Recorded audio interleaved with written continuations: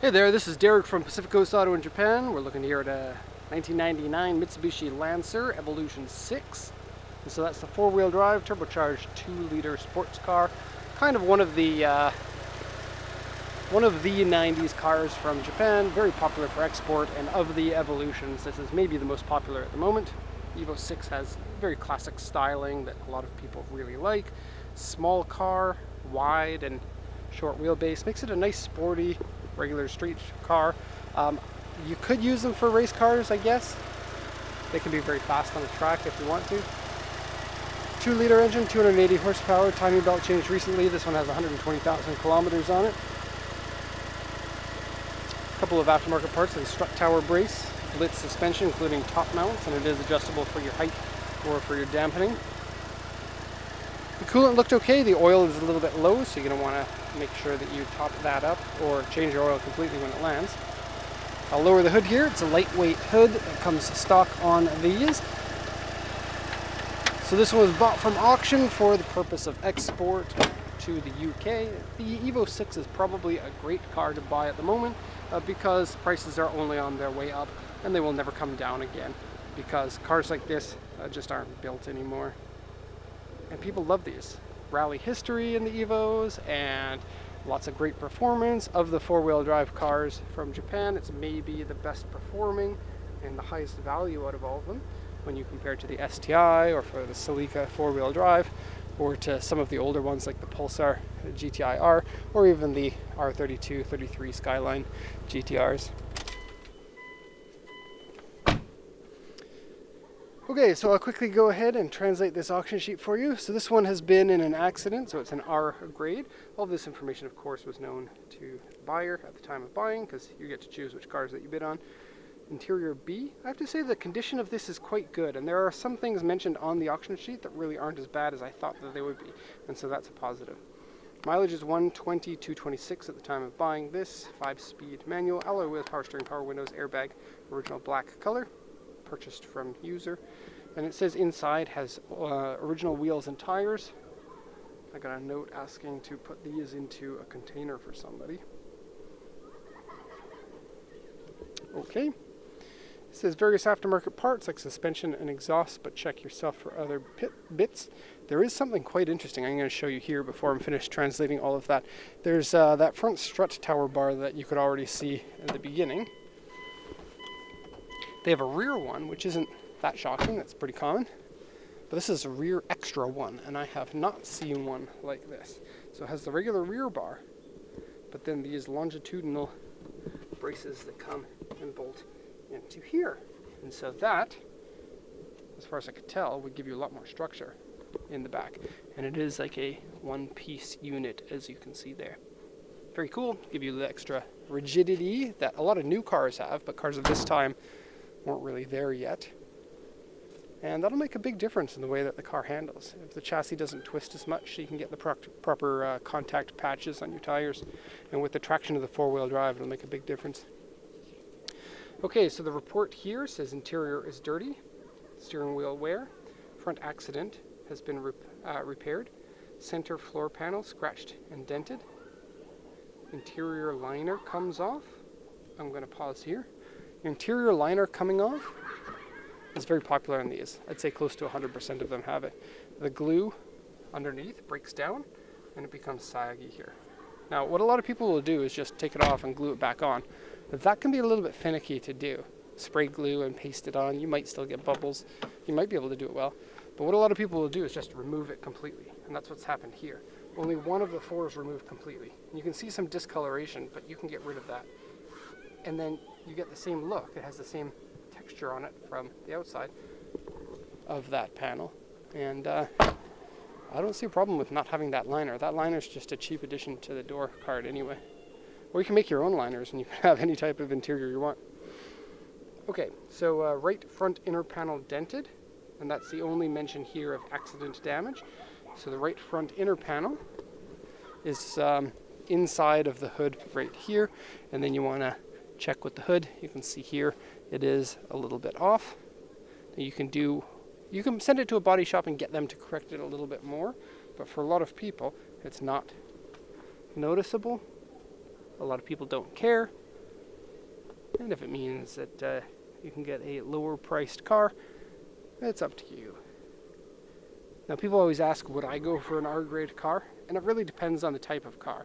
For some cars, you get more of a discount. For some cars, the classic non-accident condition of it adds a lot of value. For other cars, it doesn't. So it really is case specific. I really don't know how I feel about the Evo 6 with that, but this one does look like a minor accident compared to most. It wouldn't concern me that much, to be honest. Now, front bumper AY1, that's a crack on the front bumper, and it should be on the other corner. I actually couldn't find a crack. This is where the fog lights usually go, and they typically have covers that go over them. Oh, I just found the crack. It's right here.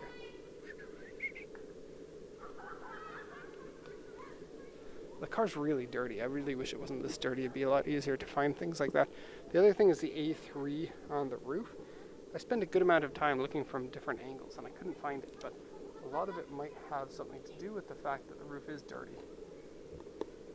A3 should be large scratches like somebody had keyed your car, would be an A3. The roof looks fine to me.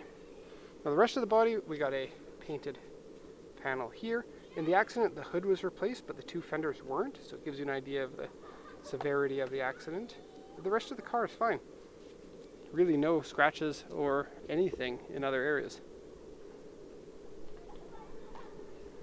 Okay, so yeah, I think most people agree that the Evo 5 and 6 are great looking cars. The Evo 4 is good too, but it doesn't have the wide over fenders. That said, the over fenders are a little bit limiting for the fitment of the wheels and tires. In the last maybe 5 or 10 years, it's become popular to space your wheels out as aggressively as possible, roll your fenders, and then have a very menacing look like that. And you can't really easily do that with these, because the inside of the fender in these is plastic on the back, and you can't roll plastic. So for example, I think these are aluminum, and what you can do is you can push this piece here up so that you can put the tire can now use up that space. If you go to the back here, you can't do that because you can't bend up that plastic. And as you can see, the plastic goes in a lot here. It doesn't give you much clearance if you want to push those wheels out. You can cut that out if you want. I don't know how I feel about that. This is a rally car. It kind of looks good not being super low, because that's what rally cars look like. So the Evo 6 has a different spoiler on the back. You get a double level spoiler. It is also adjustable. You can see there that you can put a different angle of attack on it.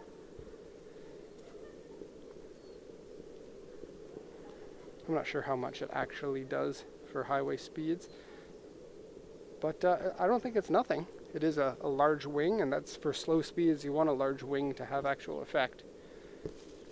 It'd be interesting to drive two of them side by side, one with a wing and one without a wing, and see what your fuel economy would be like.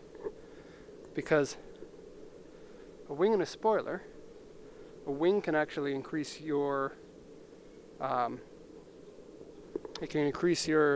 fuel economy if it's decreasing drag. And so usually you'll get more drag with a wing. With a spoiler you can get less drag, and this is a double. You'll typically have this one acting like a spoiler and then this one acting like a wing, I guess depending on your speed, but I don't see an awful lot of air sticking that close in order to get through that bottom wing. I'll have to buy a wind tunnel for that. Okay, so hood here on the with the vents, that's all stock. This one here, I guess you can open it more if you wanted. That's for your air intake. You also have a really cool oil cooler here with functional ducting. And so this section here goes into a duct, and in the duct is an oil cooler. And then that duct comes out here. So, very cool. Super, ultra, very cool. Quick look at the side panels so that you can see. Sorry again for being dirty. I love how much this fender just pops way out like that. It's kind of similar to the Lancia Delta, not in the way that it looks, but the fact that it's like pushed as far out as possible. I really like that. I am curious if the suspension arms are the same between the Evo 4 and the 5 and the 6. Because people always say, don't run too low of an offset of a wheel, or else you're ruining your scrub radius. And I believe that most of those people don't know what they're talking about, but they say you have to change your geometry completely. I wonder about that. Because usually in a lot of racing series will have a rule for how wide you can push out your wheels. If there actually wasn't a benefit in having a wider stance, why would they have those rules? Hey, Evo's 6 seats. They are sporty and they are Recaro. You can put in different seats. A lot of people would do that, I think.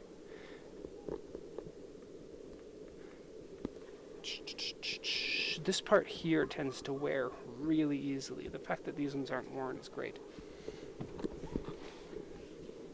Blue gauges, pretty simple.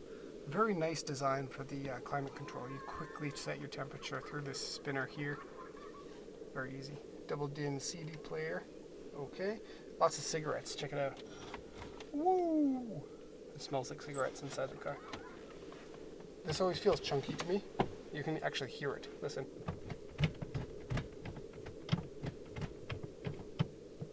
It's chunky. It doesn't matter. When you drive this, nothing matters. Except for how good it feels when you drive it. Back seats. Pretty normal back seats. Okay. And highly tinted windows in it. Okay, the back lights are a little bit different. This spoiler is exclusive. The 5 has this part here down more. A little bit dented exhaust there. It's aftermarket. The wheels are work wheels, and they have the design of a rally wheel. Like a simple 5-spoke is something you might have seen in a rally car. It's cool. I love it. Okay, so that's all we got for this car. If you have any questions, please let me know. But otherwise, thank you so much for watching it, and have a nice day.